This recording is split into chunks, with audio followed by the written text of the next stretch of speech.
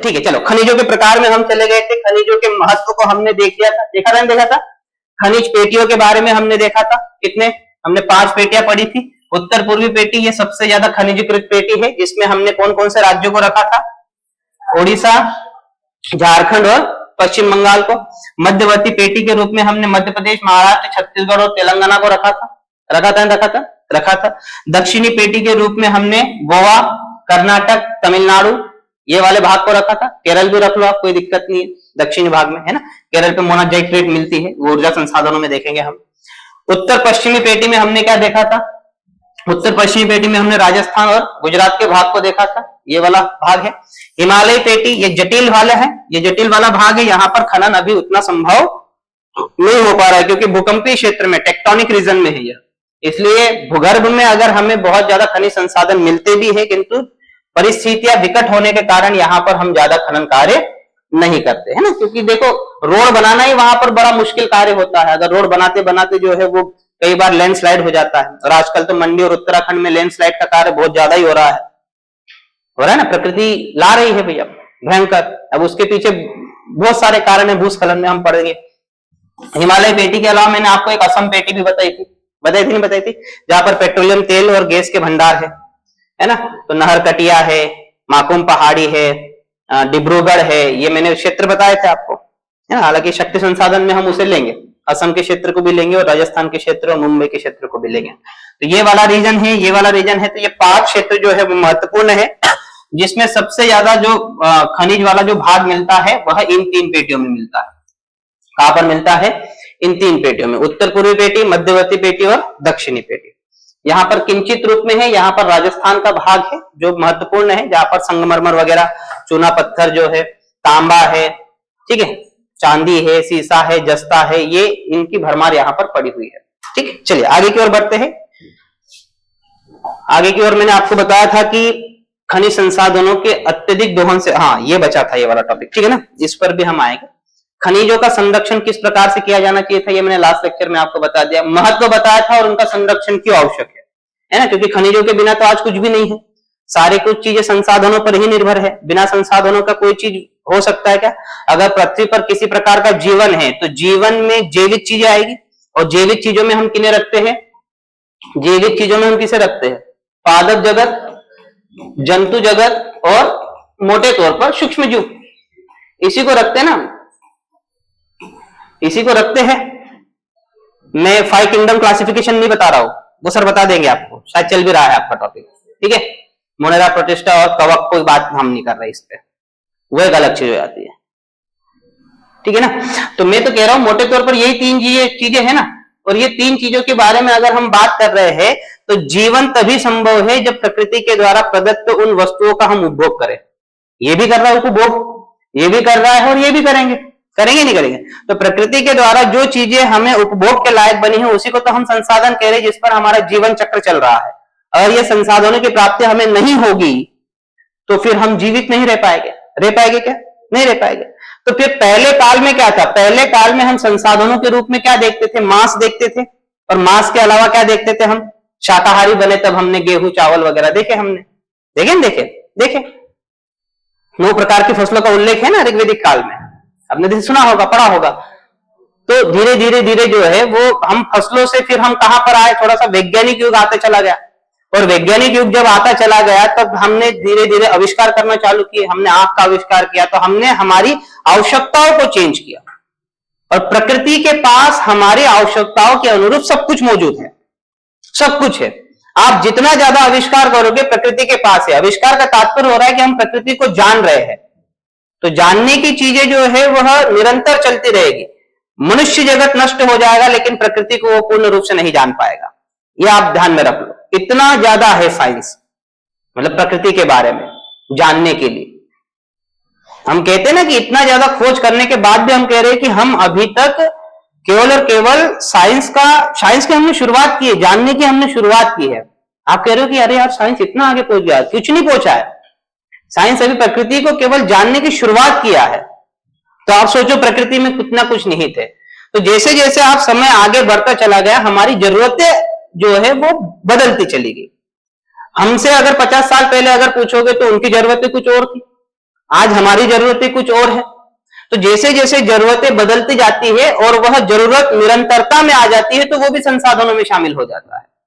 जैसे हमें नहीं पता ना कि भैया पहले ये तो हम इसे काला तेल कहते थे, काला पानी कहते थे, पेट्रोलियम को कहते थे, कहते थे काला पानी था, कोई इस्तेमाल नहीं करता था, अरे इसका क्या मोल है, हटो खराब है ये।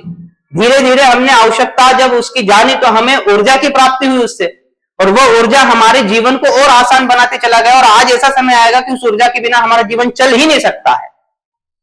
तो हमने उसे संसाधन घोषित कर दिया, क्या है, बन गया। घोषित मतलब क्या, बन गया।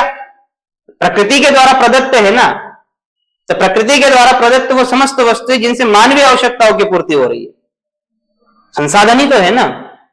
तो ऐसा नहीं है कि पहले उनकी वो पहले अगर उनकी आवश्यकता नहीं थी तो तब भी संसाधन कहलाते थे, नहीं, जब आवश्यकता नहीं थी तब नहीं थे, आज है ना। तो आज अगर उनके बिना हमारा जीवन नहीं चल रहा है तो हमें कहीं ना कहीं उनका संरक्षण करने की आवश्यकता है। हमें नए नए स्थानों को खोजने की आवश्यकता है। हमें उसका यूटिलाइजेशन किस प्रकार से करना है, उसका उपयोग किस प्रकार से करना है, इस पर हमें वैज्ञानिक ज्ञान होना अनिवार्य है। परंपरागत तकनीकों को छोड़ना होगा, नवीनतम तकनीकों को अपनाना होगा, क्योंकि नवीनतम तकनीक कम इनपुट में ज्यादा आउटपुट देती है। कल एग्जाम्पल भी लिया था मैंने लास्ट लेक्चर में, ज्यादा सिंचाई का एक उदाहरण भी लिया था मैंने। पहले बहुत सारा पानी दिया जाता था तब सिंचाई होती थी, आज बूंद बूंद पानी देते हो तो उत्पादन भी ज्यादा देता है और पानी की खपत भी कम होती है। तो इस प्रकार से हमें उपयोग करना होगा। हाँ, बिजली का मैंने बताया था कि भाई हमारे पास कोयला खत्म हो जाएगा, सोलर एनर्जी पे आ जाओ, विंड एनर्जी पे आ जाओ, टाइडल एनर्जी पे आ जाओ, नवीकरणीय संसाधनों पर आ जाओ। यही तो है सतत विकास, यही तो है ना। तो इन सारी चीजों के माध्यम से आपको है ना खनिजों के कौशल युक्त उपयोग को बढ़ावा दिया जाए, यही मैंने बताया अभी, है ना, कि किस प्रकार से इसका उपयोग करना है। कौशल मतलब क्या, जब आपके पास दिमाग आएगा तब आप इस्तेमाल करोगे ना। जब आप अध्ययन करोगे कि भैया हाँ यार ऐसी समस्या से पानी का दुरुपयोग होगा, तो हम कहीं ना कहीं ड्रिप सिंचाई पर आगे बढ़े, स्प्रिंकल सिंचाई पर आगे बढ़े, ठीक है ना। आने वाले समय में जनसंख्या विस्फोट होगा तो हमें जेनेटिकली मॉडिफाइड क्रॉप को लाना होगा, जीएम फसलों को हमें बढ़ावा देना होगा, हम कर रहे हैं ना।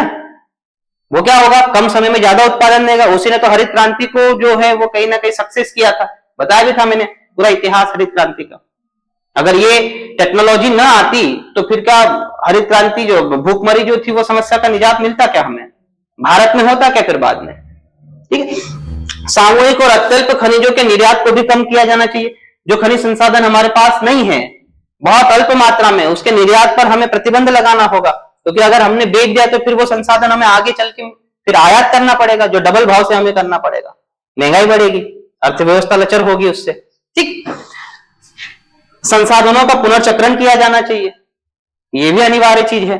ऊर्जा के परंपरागत साधनों को कम कर अपरंपरागत ऊर्जा संसाधनों पर हमें ज्यादा फोकस किया जाना चाहिए। नवीकरणीय संसाधन, मैंने कहा सौर एनर्जी वगैरह, इस पर ज्यादा, कोयले पे निर्भरता ज्यादा नहीं रखनी चाहिए हमें।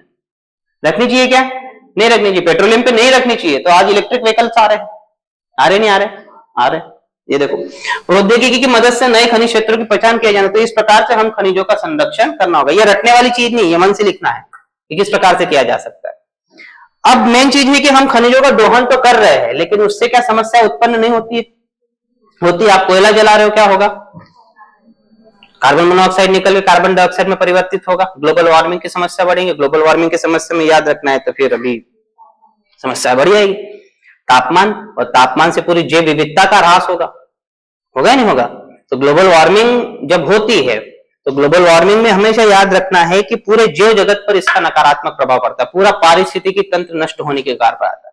तो मनुष्य की बात नहीं कर रहे हम, जंतु जगत की भी बात करें। भाई ग्लोबल वार्मिंग में तापमान बढ़ता है, और तापमान जब बढ़ेगा तो याद रखना है प्रत्येक जीव पर इसका नकारात्मक प्रभाव उत्पन्न होगा ही होगा, है ना। मैं सरीसृप की बात करता हूं जिसमें मगरमच्छ आता है, ठीक है ना। तो मगरमच्छ जो होते हैं, अगर वो ज्यादा तापमान बढ़ जाता है तो उनके लिए तो है ऐसे कि भाई 30 डिग्री सेल्सियस से अगर ज्यादा तापमान होता है तो ऐसे में वह केवल और केवल मादा को जन्म देती।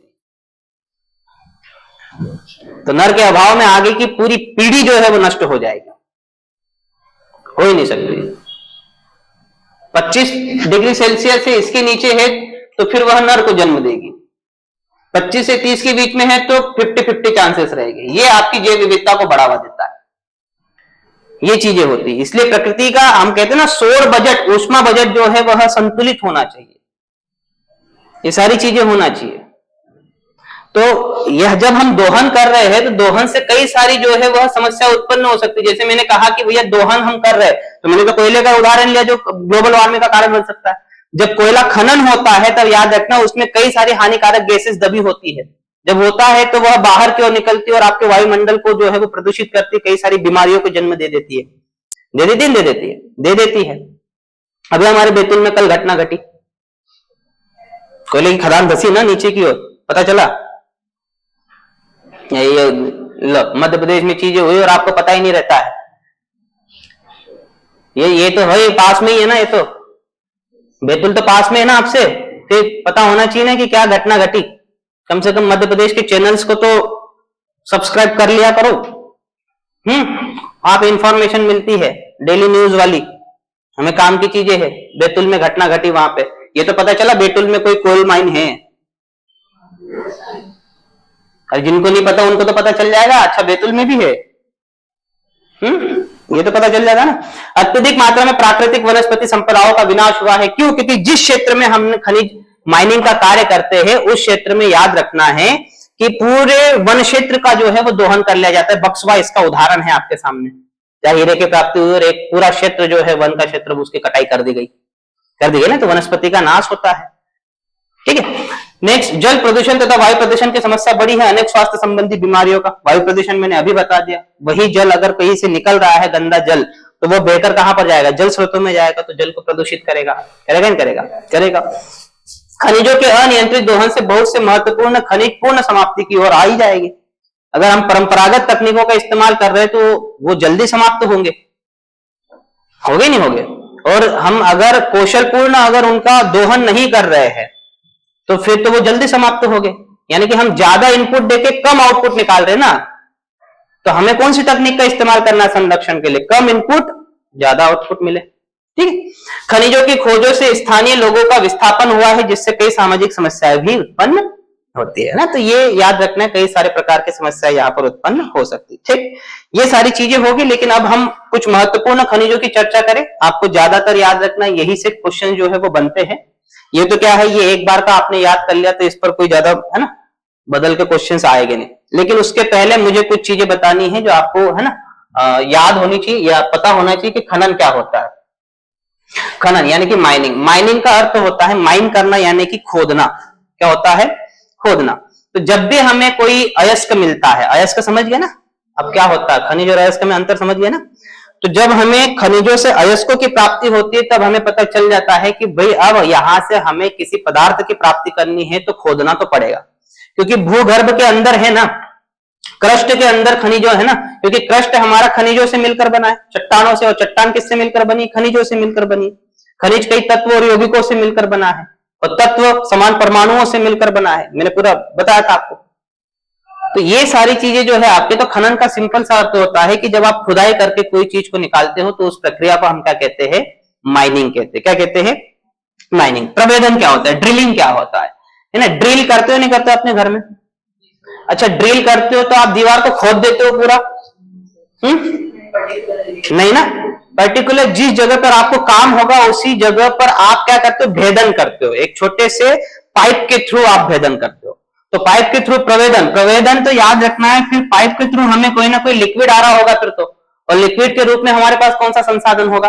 पेट्रोलियम। तो पेट्रोलियम जहां पर होगा वहां पर ड्रिलिंग के माध्यम से याद रखना है ना, प्राकृतिक गैस हो या फिर प्राकृतिक तेल हो, इसको निकालने के लिए हम प्रवेदन का काम करते हैं ना। जैसे मैं बता दूं आपको कि अभी तो आपके सिलेबस में नहीं है, लेकिन पहले तो था, तो मैं पढ़ाता था आपको कि समुद्र में जब भू आकृतिक विज्ञान में हम समुद्र विज्ञान पढ़ते थे तो समुद्र में याद रखना है। जैसे मान लो कि भाई ये वाला भाग है ना स्थलीय भाग, इसको मैं क्या मान लू?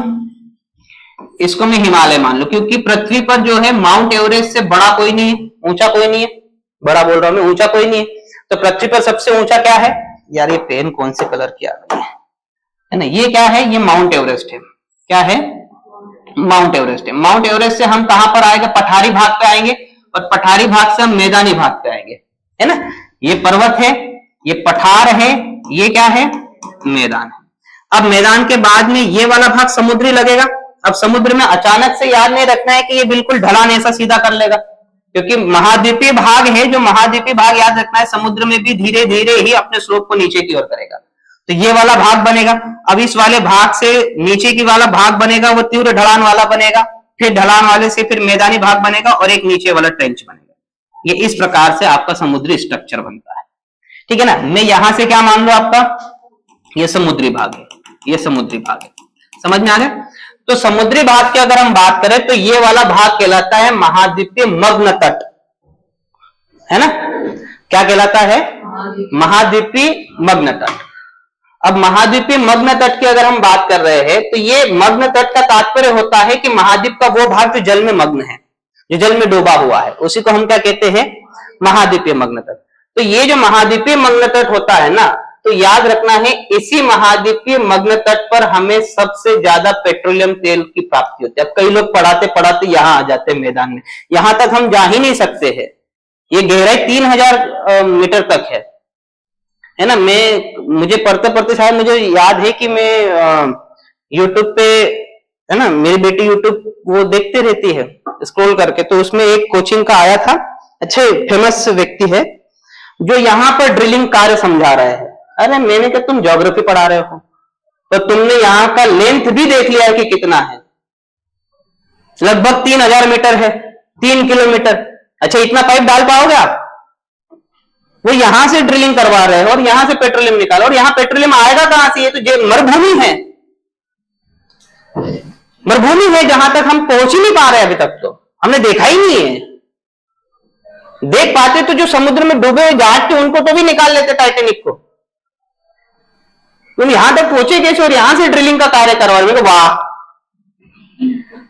अब इतना नीचे तो जीवन संभव ही नहीं है। अभी जीवन संभव ही नहीं है तो दबेगा, दबे यहां पर है, दबे यहां पर है। और ये वाला भाग पाने के लिए आपको समुद्र के कई गहराई में अंदर की ओर जाना पड़ेगा, अटलांटिक महासागर के मिड में जाना पड़ेगा, हिंद महासागर के मिड में जाना पड़ेगा। पेट्रोलियम वहां है क्या? पेट्रोलियम तो यहां है ना भैया, कहां है? किधर गया? मैप भी नहीं आ रहा यार। ये है ना यार, बॉम्बे है, यहां मिल रहा है ना यार, ये मग्न तट है ना, जा रहा है अंदर की ओर, यहीं पर जीवन है। क्योंकि प्रकाश 200 मीटर से नीचे की ओर तो है ही नहीं, और है तो वो भी उसको क्या कहते हैं हम? धुंध क्षेत्र, अप्रकाशीय क्षेत्र जिसे हम कहते हैं, जहां पर प्रकाश संश्लेषण की क्रिया ही नहीं हो रही है। अब जीवन या तो यहां पर है या तो यहां पर है थोड़ा बहुत। अब यहां से कोई गया हो तो ये यहीं पर जाएगा, यहीं पर दबेगा और यहीं पर पेट्रोलियम बनाएगा। तो यहां ड्रिलिंग का कार्य होता है इस चीज में। मग्न तट से संसार का 20% लगभग पेट्रोलियम तेल की जो प्राप्ति होती है वो समुद्र से होती है। ऐसा कतई मत सोचना कि सबसे ज्यादा पेट्रोलियम तेल समुद्र से प्राप्त होता है, बिल्कुल गलत हुआ। संसार के संपूर्ण ऊर्जा उत्पादन का, अगर हम जहां पेट्रोलियम का 80% स्थलीय भाग से ही होता है, 20% की जो आवश्यकता है वो समुद्री भाग प्रोवाइड करता है, और वो भी महाद्वीपीय मग्न तट से होता है। तो महाद्वीपीय मग्न तट पर अब होता क्या है? होता यह है कि इस प्रकार से प्लेटफॉर्म यहां पर बनाया जाता है, और उस प्लेटफॉर्म से याद रखना है कि एक पाइप से ड्रिल किया जाता है, और ड्रिल करने के बाद यहां से एयर को ट्रांसफर किया जाता है। जब भी आपको पता चल गया कि यहां पर यह क्रूड ऑयल है, क्रूड मतलब परिष्कृत नहीं है, उसे रिफाइन नहीं किया गया है, वो काले तेल के रूप में आपके पास मौजूद है, तो यहां से एयर को क्या किया जाता है? इंसर्ट किया जाता है। अब जब एयर इंसर्ट करेगा तो यहां पर प्रेशर बढ़ेगा, और जब यहां से प्रेशर बढ़ेगा तो यहां पर खाली पाइप होता है, इस प्रेशर से ये वाला जो लिक्विड है फिर यह ऊपर की ओर आएगा। क्या आएगा?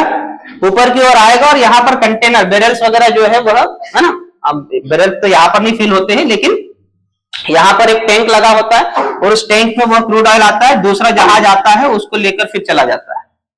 इसे कहा जाता है ड्रिलिंग कार्य। तो ये लंबवत तरीके से होगा, मग्न तट पर होगा। कहां पर होगा? मग्न तट पर, ठीक है ना। तो ये चीजें आपको ध्यान में रखना है। तो प्रवर्धन हमेशा प्राकृतिक गैस और तेल के लिए जो है इसकी माइनिंग किया जाता है, ठीक है ना। तो प्राकृतिक गैस तथा तेल को धरातल के नीचे से बाहर निकालने के लिए गहरे कूपों की खुदाई की जाती है, इसे क्या कहा जाता है? ड्रिलिंग कहा जाता है। आखनन, है ना। क्वायरिंग क्या होता है? क्वायरिंग का अर्थ होता है माइनिंग का ही एक तरीका है, लेकिन सतह के नीचे जो भी आपका, है ना, कोई संसाधन मौजूद होगी, ज्यादा गहराई में नहीं, ठीक है ना। तो गहराई में ना होकर सतह को जो है वो उबड़ खाबड़ तरीके से जो है वो निकालना आखनन कहलाता है। क्या कहलाता है? आखनन। सतह के निकट स्थित खनिजों को जिस प्रक्रिया के द्वारा बाहर निकाला जाता है उसे हम क्या कहते हैं? आखनन। आफनन से बहुत सारी समस्या होती है क्योंकि ये खुला होता है, और खुले में याद रखना है कि कई सारी ऐसी हानिकारक गैसेस होगी जो बाहर की ओर निकलेगी, फिर इसमें जल जमाव की स्थिति होगी, वह जल है ना, आपने गड्ढा कर दिया, अब गड्ढा करने के बाद क्या होगा, वहां पर जल आएगा कहीं ना कहीं से, फिर वो जल भराव की स्थिति से वो जल कहीं ना कहीं निकासी की ओर जाएगा, उसमें पता नहीं किस प्रकार के हानिकारक तत्व मिले होंगे और जल स्रोतों में जाएगा तो जल प्रदूषण की समस्या होती है। तो आफनन में याद रखना समस्याएं बड़ी ज्यादा होती है। गैंग खनिज, गैंग मिनरल्स मैंने बताया था क्या था, अशुद्धियां, ठीक है ना। तो जब भी हम किसी अयस्क से है ना पदार्थ की या तत्व की प्राप्ति कर रहे होते तो उसके अंदर कुछ ना कुछ इंप्योरिटीज होती है। क्या होती है, इंप्योरिटीज होती है, तो उस इंप्योरिटी को क्या कहा जाता है, गैंग खनिज, है ना। तो अयस्क एवं खनिजों में पाए जाने वाले मिट्टी, कंकर, पत्थर आदि अवांछनीय पदार्थ क्या कहलाते हैं, गैंग कहलाते हैं। गैंग खनिज साधारणतः ऑक्साइड, कार्बोनेट, सल्फेट एवं सिलिकेट के रूप में खनिज अयस्कों के साथ पाए जाते हैं, और उसी को तो निकालना हमें, जो ऑक्साइड्स होते हैं उसी को निकालकर तो हमें शुद्ध रूप प्राप्त करना है ना। एल्यूमिनियम के ऑक्साइड से वहां पर, तो उसको हम ऑक्साइड्स को निकालेंगे तभी, बॉक्साइड से हम जब ऑक्साइड्स को निकालेंगे तभी तो हमें एल्यूमिनियम की प्राप्ति होगी, होगी नहीं होगी। तो ये सब क्या होते हैं, ये गैंग कहलाते हैं, गैंग, समझ में आ गया। तो ये कुछ महत्वपूर्ण चीजें हैं जो आपको याद होनी चाहिए। हो सकता है 2-2 मार्क्स में आपको पूछ लिया जाए, खनन क्या होता है, ड्रिलिंग क्या होता है, आखनन क्या होता है, गैंग खनिज किसे कहते हैं, ठीक। तो ये महत्वपूर्ण चीजें जो है मैंने आपको बता दी है। अब हम आते हैं हमारे इंपॉर्टेंट टॉपिक पे, प्रमुख खनिजों पे, हालांकि ये भी प्री का ही टॉपिक है। तो पहला हम लेंगे लोह अयस्क। लोहे की अगर हम बात करें तो लोहा आज हमारी जो भी इंफ्रास्ट्रक्चर आज हमारी पूरी दुनिया में बन रहा है उसकी आधारशिला यदि कही है, सारी मशीनरी को अगर कोई आधारशिला है, मशीन्स की कोई आधारशिला है तो वो क्या है, लोहा। आज आप कहीं पर भी जाओ, आज अगर आप परिवहन के क्षेत्र की बात कर रहे हो तो लोहा इसमें इस्तेमाल हो रहा है, प्रत्येक गाड़ियों में लोहा इस्तेमाल हो रहा है। उसके लिए अगर कोई पेट्रोल पंप डालना हो तो भी आपका क्या हो रहा है ना। आप अगर देख रहे हो कि मकान गिराया जा रहा है, बुलडोजर से, किससे बना है, लोहे से बना है। इंडस्ट्री में इतना बड़ा जो है वो किससे बना हुआ है। आज आपका मजबूत मकान बन रहा है, क्या डाला होगा आपने, मिट्टी डाली होगी, लोहे की सरिया। कौन सा सरिया, मोरिया सरिया। मैं प्रमोशन कर रहा हूं, उसको देना चाहिए मुझे पैसे। मोरिया, हाँ मोयरा है, मोरिया, मोयरा, मोयरा, मोयरा, पता नहीं, मोरिया आ जाता है, गणपति बाप्पा मोरिया, ठीक है। तो जैसा भी हो, तो ये आज लोहे के बिना तो कुछ नहीं है। आज आप टेबल पर बैठे हो, क्या किससे बना है या नहीं है। तो लोहे के बिना तो आज आप इंफ्रास्ट्रक्चर की बात कर ही नहीं सकते हो, तो इतना महत्वपूर्ण है लोहा, समझ में आया। और लोहे के उपयोग हर क्षेत्र में है। आप सैन्य क्षेत्र में बात कर लो तो सैन्य क्षेत्र में इसका उपयोग हो रहा है नहीं हो रहा। आप अंतरिक्ष के क्षेत्र में बात करो तो अंतरिक्ष के क्षेत्र में इसका उपयोग हो रहा है, क्योंकि बिना सैटेलाइट का कोई ना कोई तो ऐसा फाउंडेशन बनाना पड़ेगा ना वहां पर, वो किससे बना होगा, लोहे से बना होगा। कृषि के क्षेत्र में इक्विपमेंट किससे बनते हैं, लोहे से। आप प्लास्टिक के देखो, है ना, कल्टीवेटर बनाओ प्लास्टिक का, काम करेगा कि नहीं करेगा, है ना। आज वर्तमान की बात कर रहे हैं, आने वाले समय में क्या होगा वो उसकी बात नहीं कर रहा, लेकिन वर्तमान समय तो लोहे का ही है ना, इसके बिना तो कुछ संभव नहीं है। कोई भी क्षेत्र आप देख लो, जिस क्षेत्र में आप बोलोगे उस क्षेत्र में लोहे का इस्तेमाल है, यानी कि ऐसा कोई क्षेत्र अछूता नहीं है जहां पर लोहे का कार्य ना हो, ठीक है। इसलिए बहुत महत्वपूर्ण है लोह अयस्क। लेकिन लोहे की अगर हम बात करें, तो एक प्रकार के लोहे नहीं है हमारे पास, एक प्रकार का लोहा नहीं। लोहे के कई सारे प्रकार है, और ये प्रकार उसमें मौजूद लोहांश की मात्रा पर निर्भर करता है, मतलब उसमें लोहे का प्रतिशत कितना है, समझ में आ रहा है। तो उसमें लोहे के प्रतिशत के आधार पर अगर हम देखें तो लोहे को 4 भागों में बांटकर देखा जाता है। कितने भागों में, 4 भागों में आपको बांटकर देखना पड़ता है। वो 4 भाग आपको याद ही होंगे क्योंकि प्री में तो पढ़ा होगा। क्या पढ़ा है, हेमेटाइट साहिब पहले लिखोगे, मैग्नेटाइट लिखोगे ना पक्का। तो पहला है कौन सा, मैग्नेटाइट, दूसरा है हेमेटाइट, तीसरा है लिमोनाइट, और चौथा कौन सा है, सिडेराइट। ये 4 प्रकार के लोहे हैं, ठीक है। लोहे के प्रकार है, ये लोहांश की मात्रा के आधार पर है। किसके आधार पर है, लोहांश की मात्रा के आधार पर। लोहांश की मात्रा कितनी है, लोहे का अंश कितना है, कितना परसेंटेज है।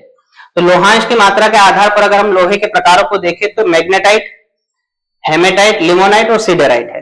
अगर हम मैग्नेटाइट की बात कर रहे हैं तो मैग्नेटाइट में लोहांश की जो मात्रा होती है वो 80% से अधिक होती है, यानी कि वैसा लोहा जिसमें लोहांश की मात्रा जो है वह 80% से अधिक होती है, हम उसे क्या कहते हैं, मैग्नेटाइट कहते हैं। मतलब इसमें अशुद्धियां 20% की होगी जिसे आपको निकालना है, गैंग खनिज जिसे आप कहते हैं। समझ में आ गया? तो जिसमें ऑक्साइड्स होगा, सिलिकेट के ऑक्साइड होगा, बहुत सारे ऑक्साइड उसमें मिक्सचर होते हैं। तो ये कहलाता है आपका मैग्नेटाइट। और मैग्नेटाइट की अगर हम बात करें तो इसका प्राकृतिक रंग काला होता है। कैसा होता है? प्राकृतिक रंग कैसा होता है? काला होता है। ये ध्यान में रखना है। इसीलिए इसे ब्लैक आयरन के नाम से जाना जाता है। किस नाम से जाना जाता है? ब्लैक आयरन के नाम से जाना जाता है। ब्लैक आयरन के नाम से जाना जाता है। ठीक है, तो आपको प्राकृतिक रंग पूछा जा सकता है। तो आप मुझे बताइए कि मध्य प्रदेश में जो बेसाल्टिक लावा निकला था उसमें किसका परसेंटेज ज्यादा था? मैग्नेटाइट का था ज्यादा। पक्का था ना? तो किस प्रकार की, उसके अपर्दन से किस प्रकार की मिट्टी का निर्माण हुआ? काली मिट्टी का निर्माण हुआ। आया समझ में? मैग्नेटाइट का परसेंटेज ज्यादा था ना, तो ये मैग्नेटाइट है, ये ध्यान में रखना है। तो वो लावे के माध्यम से बाहर निकला। अब आप बोलेंगे सर कर्नाटक में काला क्यों नहीं है? वहां खनिज के रूप में है, लावे के रूप में नहीं है। लावा अगर निकलता तो उसके ऋतु क्षरण से वहां पर भी काली मिट्टी का निर्माण हो जाता, लेकिन परिस्थितियां वहां पर नहीं बनी। ठीक है, तो ये मैग्नेटाइट है। अगर मैग्नेटाइट सबसे उत्तम किस्म का है तो क्या भारत में है? बिल्कुल है, भारत में मैग्नेटाइट है, लेकिन वह याद रखना है दक्षिण की पेटी में है। दक्षिण की पेटी का तात्पर्य है कि यह कर्नाटक है ना, और गोवा के क्षेत्र में है। कहां पर है? कर्नाटक, गोवा और महाराष्ट्र का, जो कर्नाटक से लगा महाराष्ट्र का क्षेत्र, जो रत्नागिरी वाला भाग बताता हूं मैं, तो वहां पर याद रखना है मैग्नेटाइट का परसेंटेज ज्यादा है। और मैग्नेटाइट के उत्खनन में भी और भंडारण में भी कर्नाटक राज्य जो है वह प्रथम स्थान पर आज भी बना हुआ है। ठीक है, तो भारत का लगभग 70% मैग्नेटाइट जो है वो कर्नाटक राज्य अकेला उत्पादित करता है। उत्पादन भी और भंडारण भी सबसे ज्यादा मैग्नेटाइट का कहां पर आपको मिलेगा? कर्नाटक के क्षेत्र में आपको देखने को मिलेगा। दूसरा है हेमेटाइट। भारत में सबसे ज्यादा लोहा किसी प्रकार का है तो वह हेमेटाइट का है। सबसे ज्यादा भारत में लोहा किस प्रकार का है? हेमेटाइट का। अब हेमेटाइट किसे कहते हैं? जिस भी लोहे में, जिस भी लोह अयस्क में लोहे के जो परसेंटेज होता है वह 60 से 80% के बीच में होता है, हम उसे क्या कहते हैं? हेमेटाइट कहते हैं। यानी कि वह लोहा जिसमें लोहांश की मात्रा 60 से 80% हो, हम उसे क्या कहते हैं? लोह अयस्क को हेमेटाइट। ये अयस्क है, शुद्ध रूप में आयरन है ना। और इसका प्राकृतिक रंग कैसा होता है? लाल होता है। इसीलिए इसे हम क्या कहते हैं? रेड आयरन के रूप में हम जानते हैं। किस रूप में जानते हैं? Red iron. ये सबसे ज्यादा प्रमाण में है भारत में। सबसे ज्यादा प्रमाण में यदि कोई है तो वह रेड आयरन है। अब रेड आयरन की हम बात करें तो भंडारण और उत्पादन दोनों ही दृष्टिकोण से भारत में जो है वह अभी फिलहाल जो है वो ओडिशा बना हुआ है। क्या है? ओडिशा। और भारत में अगर लोहे की कोई रिपोर्ट आती है तो इसमें मैग्नेटाइट और हेमेटाइट इन दो को शामिल किया जाता है। ठीक है, किसको शामिल किया जाता है? इन दो को, मैग्नेटाइट और हेमेटाइट को। इन दोनों को शामिल नहीं किया जाता। जब भी रिपोर्ट आती है तो इन दोनों की ही रिपोर्ट आती है। तो मैग्नेटाइट में याद रखना है कर्नाटक है भंडारण में, और जबकि हेमेटाइट की अगर हम बात करें तो उसमें ओडिशा है भंडारण में। और अगर दोनों को मिलाकर अगर भंडारण पूछ लिया जाए तो फिर कर्नाटक है। क्या है? कर्नाटक है, क्योंकि वो मैग्नेटाइट एक तरफा है उसके पास। समझ में आ रहा है ना? तो इन दोनों को कंपेयर करके अगर हम देखें, हाँ अलग से अगर मैग्नेटाइट पूछा जाता और अलग से हेमेटाइट पूछा जाता तो ओडिशा आपका आंसर सही था। ठीक है, लेकिन रिपोर्ट 2020 की क्यों पूछना यार? 25 में आ गए ना हम, अभी की पूछो ना यार। क्या 20 की पूछी थी ना? कहाँ पूछ रहा है? अभी का पूछो ना। ठीक है चलो, भंडारण पूछा है तो ज्यादा चेंजेस होते नहीं है, उत्पादन में चेंजेस हो जाता है। भंडारण तो है, 1-2 साल का थोड़ी ना करेंगे हम, है ना। तो भंडारण में अगर हेमेटाइट की बात करें तो ओडिशा है। दोनों को मिलाकर अगर हम बात करें तो कर्नाटक है। उसने पूरा लोहा पूछा था, लोह अयस्क पूछा था, तो उसमें दोनों को ही हमें शामिल करना था, मैग्नेटाइट को भी और हेमेटाइट को। तो इसे रेड आयरन कहते हैं। ठीक है, तो इसका ज्यादातर विस्तार जो है आपको ओडिशा, छत्तीसगढ़, है ना, झारखंड, इस क्षेत्र में आपको देखने को मिलेगा। ठीक है, तो छत्तीसगढ़, ओडिशा और झारखंड हेमेटाइट में जो है वो अग्रणी राज्यों में से है। आपको यही मिलेगा। अगर हेमेटाइट के भंडारक भी आपको देखना है तो ओडिशा मिल जाएगा, झारखंड मिल जाएगा, छत्तीसगढ़। मध्य प्रदेश की अगर हम बात करें तो मध्य प्रदेश गरीब है लोह अयस्क के मामले में, है ना, क्योंकि जब तक हमारा विभाजन नहीं हुआ था तब हम भी राजा थे। अब पूरा के पूरा जो है वो 95% लोहा कौन लेके चला गया? छत्तीसगढ़ लेके चला गया। ठीक है, तो छत्तीसगढ़ में जो है इसका उत्पादन ज्यादा होता है। तो छत्तीसगढ़, झारखंड, ओडिशा में आपको हेमेटाइट प्रकार का जो है ना लोहा है वो आपको देखने को मिलेगा। लिमोनाइट की अगर हम बात करें तो लिमोनाइट याद रखना है, यह 45 से 60% जिसमें लोहांश की मात्रा है, हम उसे क्या कहते हैं, लिमोनाइट कहते हैं।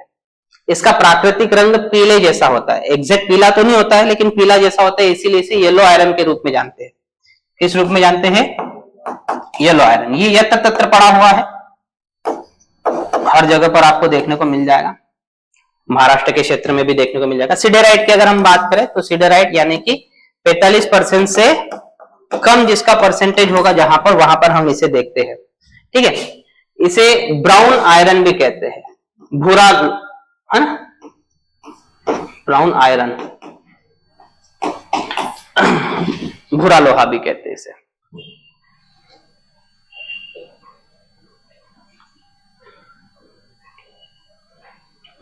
ठीक है, अब मैंने आपको बता दिया कहां कहां पर है। देखिए, अगर हम यहां की बात करें, ओडिशा की बात करें तो ओडिशा में याद रखना है मयूरभंज और क्वेंझोर। ठीक है, ये दो मैंने आपको पढ़ाया भी था, जब ओडिशा का टॉपिक चल रहा था तब मैंने मयूरभंज और क्वेंझोर में पढ़ाया था कि भैया यहाँ पर लौह अयस्क के भंडार है, और लौह अयस्क के भंडार यहाँ पर धारवाड़ क्रम की चट्टाने हैं। किस प्रकार की चट्टाने हैं, यहाँ धारवाड़ क्रम की चट्टाने हैं, तो यहाँ पर आपको ये चीजें देखने को मिल जाएगी। छत्तीसगढ़ की अगर हम बात करें तो है ना, मैंने बताया था बेलाडीला है, बेलाडीला एक क्षेत्र बताया था, दुर्ग है, बस्तर है, ये क्षेत्र जो है लौह अयस्क के लिए प्रसिद्ध है। ठीक है ना, कौन कौन से है, अगर मैं यहाँ पर ओडिशा की बात करूं, ओडिशा की अगर मैं बात कर रहा हूं तो ओडिशा में मयूरभंज है और क्वेंझोर है। क्या है, क्वेंझोर, ये प्रमुख लौह अयस्क के क्षेत्र है। दूसरा अगर मैं छत्तीसगढ़ की बात करूं, है ना, डल्ली रजेरा। ठीक है, इसके बाद मैंने आपको बताया था बेलाडीला, बस्तर है, दुर्ग है, ये प्रमुख लौह अयस्क के क्षेत्र है छत्तीसगढ़ की अगर हम बात करें तो। ठीक है, इसके अतिरिक्त अगर हम बात करें महाराष्ट्र की, तो महाराष्ट्र में याद रखना है गढ़चिरौली, मैंने बताया था, चंद्रपुर, गढ़चिरौली, यहां पर भी आपको देखने को मिल जाएगा, है ना। इसके बाद नीचे की ओर इधर आए तो रत्नागिरी एक प्रमुख क्षेत्र है। ठीक है, रत्नागिरी ये प्रमुख क्षेत्र है, ये आपको ध्यान में रखना है। ठीक है ना, ये प्रमुख क्षेत्र है जहां पर आपको लौह अयस्क के भंडार देखने को मिल जाएगा। इसके अतिरिक्त अगर मैं कर्नाटक की बात करूं तो कर्नाटक में याद रखना है बहुत सारे क्षेत्र है, कुद्रेमुख, मैंने बताया था आपको, कुद्रेमुख, और कुद्रेमुख के अलावा बाबा बुदान, है ना, तो एक साथ लिखो कुद्रेमुख, बाबा बुदान, ये आपको मैंने बताया था। इसके अतिरिक्त मैंने आपको बेल्लारी क्षेत्र बताया था, है ना, बेल्लारी के अलावा मैंने आपको तुमकुर क्षेत्र भी बताया था, याद हो तो, अगर मैं कर्नाटक पढ़ा रहा था तो बेल्लारी तुमकुर क्षेत्र मैंने आपको बताया था। ठीक है, तो ये भी आपको बेल्लारी आप लिख लो, ये प्रमुख जो है वह लौह अयस्क के क्षेत्र है। ये आपको क्वेश्चन पूछा जाएगा, प्रमुख लौह अयस्क का वितरण आपको पूछा जा सकता है। ठीक है ना, हाँ। इसके अतिरिक्त अगर मैं मध्य प्रदेश की बात करूं तो क्या है, कुछ नहीं है, पर लिख देना, मार्क्स थोड़े बहुत मिल जाएंगे। ठीक है, जबलपुर, यहाँ जबलपुर के आसपास का क्षेत्र आ जाएगा, बस और कुछ नहीं, है ना। अब मैकाल श्रेणी के आसपास का क्षेत्र, मैकाल के आसपास का क्षेत्र, हालांकि खुदाई नहीं होती है लेकिन लौह अयस्क के भंडार वहां पर है। ठीक है, तो ये वाले क्षेत्र है, इन क्षेत्रों में आपको लौह अयस्क के भंडार देखने को मिल सकते हैं। मिल सकते क्या, मिलते ही है ना। बाकी आपको इतना ही लिखना है, ज्यादा नहीं। आप अगर हर राज्य में जाओगे तो लौह अयस्क थोड़े बहुत प्रमाण में हम हर जगह की याद नहीं करेंगे, है ना, फिर तो ये ऐसी बात होगी कि फिर रटने वाली बात होगी। तो मुख्य जो है आपको ओडिशा, छत्तीसगढ़, महाराष्ट्र, झारखंड रह गया, झारखंड लिखो, झारखंड में धनबाद, गिरिडीह, ठीक है, ये प्रमुख लौह अयस्क के क्षेत्र है, गिरिडीह, धनबाद, और इसी में से सारे क्षेत्रों के नाम रिपीट होंगे। ठीक है ना, कोयले में भी यही रिपीट होंगे, धनबाद तो आना ही आना है, ओ उमनिया, उमनिया, माफियागिरी, हाँ जो भी हो, उमनिया है क्या है? हाँ उनकी लैंग्वेज में वो है, अपनी लैंग्वेज में तो अर्थ वही है ना। चलो ठीक है, जैसा भी हो, ज्यादा इतना गौर नहीं करते मैं शब्दों पे। ठीक है, बुमनिया है नहीं यार।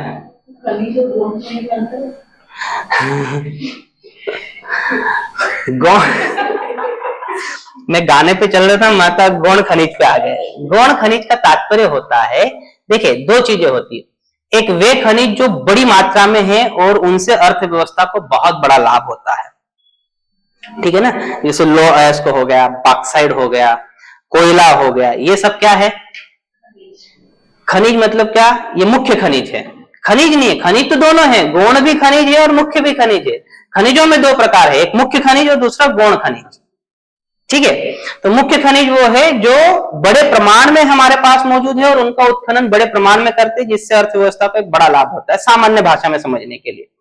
और गौण खनिज वो है जो कम प्रमाण में है, यत्र तत्र कहीं पर है, जिसका हम रेगुलर से उत्खनन नहीं करते हैं, तो हम उसे गौण खनिजों में रखते हैं। समझ में आ गया ना, जैसे एस्बेस्टस वगैरह हो गया, ये कम प्रमाण में है तो ये गौण खनिजों के रूप में आ जाता है, ठीक है।